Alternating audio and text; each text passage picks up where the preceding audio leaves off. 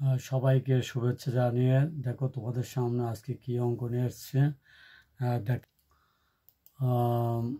অধ্যায় 3 অনুসরণী 3.2 পৃষ্ঠা নং 53 কাজের অঙ্কগুলো নিয়ে আসছি। ক x = -2 হলে 27x³ - 54x² + 36x - 8 এর মান কত? ক নম্বরে। খ হচ্ছে a + b = 5 এবং ab = 6 হলে কমা a³ + b³ + 4 a - b এর আন্ডার ব্র্যাকেট এর হোল স্কোয়ার এর মান নির্ণয় করো। এবং গ হচ্ছে x = √5 + √3 হলে কমা x³ + 8/x³ এর মান নির্ণয় করো। এই হচ্ছে অঙ্ক। তাই দেখো, ধারাবাহিকভাবে আমি তোমাদের সামনে তুলে ধরবো। প্রথমে ক নাম্বার দেখতে থাকো। সমাধান দেওয়া আছে x = -2। এখানে প্রদত্ত রাশি লেখা যায়।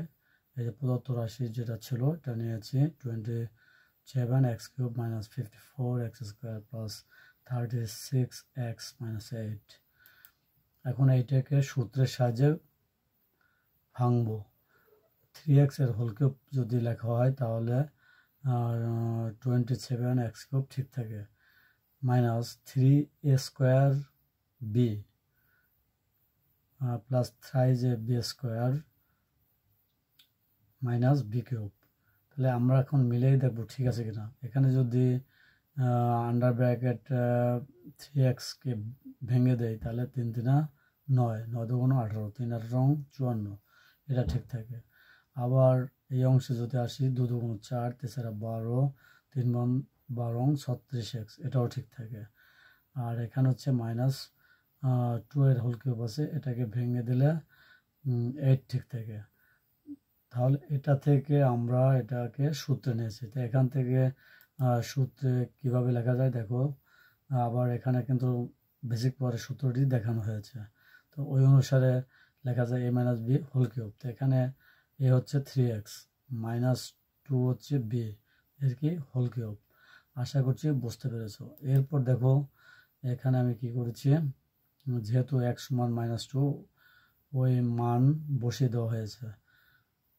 এখানে 3 ফার্স্ট ব্র্যাকেট দিয়ে -2 বসানো হয়েছে, আর -2 যা ছিল তাই সেকেন্ড ব্র্যাকেট দিয়ে এর হোল কিউব। আশা করছি এখানে বুঝতে পেরেছো। এখন আমি ক্যালকুলেশন করব। প্লাসে -6, 3 × 6 আর -2 এখানে ঠিক থাকলো।